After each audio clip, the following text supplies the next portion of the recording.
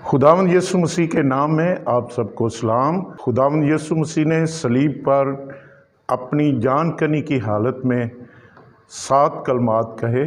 उनमें से पहला कलमा मैं आपके सामने बयान करना चाहता हूँ। 7 कलमात में से पहला कलमा, ऐ बाप इनको मुआफ़ कर क्योंकि ये जानते नहीं कि क्या करते हैं। खुदावंद यीशु मसीह एक भारी सलीब उठाए हुए सुबह तकरीबन 8:30 बजे कलवरी के मुकाम पर पहुँचे। उसके हाथों पाँव पर 13 इंच कील सलीब पर ठोंक कर उसे टांग दिया गया। सारी रात जितनी भी उसकी तहकीर कर सके उन्होंने की। उसके आंखों पर पट्टी बांधकर उसके मुंह पर तमाचे मारते रहे और उसके मुंह पर थूकते रहे और उसकी दाढ़ी के बाल नोचते रहे और उसको एक कम 40 कोड़े मारे गए। और कोड़ा ऐसा कि रोमी कोड़ा, जब वो एक कोड़ा मारते और उसे खींचते थे तो कहा जाता है कि गोश्त के लोथड़े भी उस कोड़े के साथ उधेड़ देते थे। और इसलिए यूसाया ने कहा है कि उसकी पीठ ऐसे थी जैसे हलवाओं ने हल चलाया हो। और कोड़ों की मार और सर पर कांटों के ताज की चुभन ने उसकी हालत ऐसी गैर हो गई कि लफ्ज़ बयान नहीं कर सकते। जख्मी बदन, भूख और प्यास से निढाल बदन सलीब उठाकर राह कलवरी अबूर करके वो कलवरी के मुकाम पर पहुंचा तो उसके हाथों पाँव को सलीब पर कीलों से जड़कर मसलूब करने लगे और फिर तेजदार फाले से एक जोरदार ज़रब से उसकी पसली को छेद दिया और आखिरकार उसके मुंह से अपने दुश्मनों के लिए दुआ निकली कि ऐ बाप इनको मुआफ़ कर क्योंकि ये जानते नहीं कि क्या करते हैं। और दुश्मन भी ऐसे उनके लिए वो दुआ कर रहा है जिन्होंने उसके मुंह पर थूका, उसको कोड़े मारे, उसको उसकी तजलील की और उसको उस पर जुल्म करते रहे और उसके मुंह पर मुक्के मारते रहे, दाढ़ी के बाल नोचते रहे। और ऐसे दुश्मन और ऐसे लोगों के लिए वो कह रहा है, ऐ बाप इनको मुआफ़ कर क्योंकि ये जानते नहीं कि क्या करते हैं। सो अजीज़ो, 7 सलीबी कलमात में से ये पहला कलमा जो सलीब पर उसने जान कनी की हालत में अपने मुंह मुबारक से कहा कि ऐ बाप इनको माफ़ कर क्योंकि ये जानते नहीं कि क्या करते हैं। और ये कलमा अंबिया की पेशगोइयों की तकमील है। खुदावंद यीशु की सलीबी मौत कोई गैर मुतवक्के नहीं थी, ये अचानक नहीं थी, बल्कि ये नबियों के ऐन मुताबिक हुई थी। और यूसाया 53 बाब की पेशगोई के मुताबिक हम देखते हैं कि उसने सलीब पर जान दी। और यूसाया नबी उसकी इस तरह तस्वीर कशी करता है कि वो आदमियों में हकीरो मरदूत, मर्दे गमनाक, रंज का आशना था।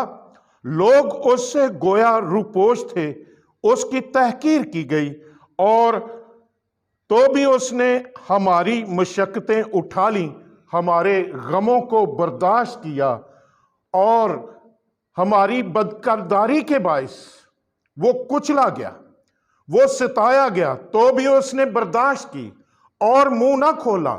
जिस तरह भेड़ अपने बाल कुतरने वालों के सामने बेजुबान होती है, उसी तरह वो बेजुबान रहा। जिस तरह पराह ज़िबा करने को ले जाते हैं اور جس طرح بھیڑ اپنے بال کترنے والوں کے سامنے بے زبان ہوتی ہے، اس نے منہ نہ کھولا، اور کیونکہ اس نے اپنی جان موت کے لیے انڈھیل دی اور وہ خطا کاروں کے ساتھ شمار کیا گیا، تو بھی اس نے خطا کاروں کی شفاعت کی۔ سو عزیزو، یوسایا نبی جہاں مسیح کو مرد غمناک، رنج کا آشنا پیش کرتا ہے اور اس کی صلیبی موت، اذیت، اس کا رد کیا جانا، اس کا درد غم پیش کرتا ہے، اور جہاں وہ کہتا ہے وہ ہماری خطاؤں کے سبب سے گھائل کیا گیا، اور اس کے ساتھ وہ یہ کہتا ہے کہ اس نے خطا کاروں کی شفاعت کی۔ سو یہ کلمہ صلیب پر یوسایا نبی کی پیش گوئی کی تکمیل ہے۔ نمبر 2، یہ کلمہ مسیح کو کامل انسان پیش کرتا ہے، اور یہ ایک لفظ غور طلب ہے کہ جو یسوع مسیح نے اپنے دشمنوں کے لیے کہے، یہ لفظ اس نے جو اس پر ظلم کرتے رہے کہے کہ اے باپ ان کو معاف کر کیونکہ یہ جانتے نہیں۔ یہ لفظ غور طلب ہے۔ خداوند یسوع نے اپنی بشارتی خدمت میں، اپنی زندگی میں اور اپنی خدمت کے دوران ایسے لفظ کبھی نہیں کہے۔ اس نے لوگوں کو معاف کیا، لوگوں کو معافی دی، لیکن اپنے الہی اختیار کے ساتھ کہا کہ تیرے گناہ معاف ہوئے۔ ایک مفلوج کو جب وہ یسوع مسیح کے پاس چارپائی پر لے کر آئے تو یسوع مسیح نے کہا بیٹا تیرے گناہ معاف ہوئے۔ تو یہودی ربی کہنے لگے کہ یہ کون ہے جو لوگوں کے گناہ معاف کرتا ہے، کیونکہ گناہ معاف کرنے کا اختیار صرف خدا کو ہے۔ تو یسوع مسیح نے کہا آسان کیا ہے، تیرے گناہ معاف ہوئے، یا مفلوج سے یہ کہنا کہ اٹھ اپنی چارپائی اٹھا اور گھر چلا جا۔ اور ہم دیکھتے ہیں کہ وہ شخص، وہ مفلوج اٹھا اور اپنے گھر چلا گیا۔ سو یہ اختیار یسوع مسیح اپنی زمینی زندگی میں، پھر ایک عورت کو یسوع نے کہا تیرے گناہ معاف ہوئے۔ تو عزیزو، یسوع مسیح نے صلیب پر ایسا نہیں کہا، بلکہ صلیب پر وہ درخواست کر رہا ہے۔ درخواست کس سے کر رہا ہے؟ باپ سے۔ کن لوگوں کے لیے درخواست کر رہا ہے؟ اپنے دشمنوں کے لیے، جنہوں نے اس کے منہ پر تھوکا ہے، ان کے لیے کہہ رہا ہے اے باپ ان کو معاف کر کیونکہ یہ جانتے نہیں۔ کیونکہ اب وہ اپنے الہی اختیار کو یوز نہیں کر رہا، بلکہ ابن آدم کے طور پر ہماری نمائندگی کے لیے، اور اس لیے وہ باپ سے درخواست کرتا ہے کہ اے باپ ان کو معاف کر کیونکہ یہ جانتے نہیں۔ نمبر 3، خداوند یسوع کو معلم باعمل پیش کرتا ہے۔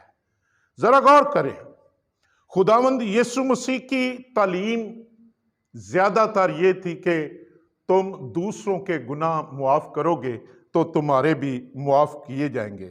اگر تم دوسروں کے گناہ قائم رکھو گے تو تمہارے گناہ بھی قائم رکھے جائیں گے۔ ساری زندگی اس نے معافی کا پرچار کیا اور وہ معافی پر زور دیتا رہا۔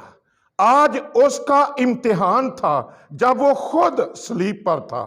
خداوند یسوع کے قول و فعل میں کبھی تضاد نہیں پایا گیا، اور وہ الفاظ جو اس نے پہاڑی واز میں کہے اور تبریاس کی جھیل پر سنے گئے کہ جو تمہیں ستاتے ہیں ان کے لیے دعا کرو، ہم دیکھتے ہیں کہ وہ لفظ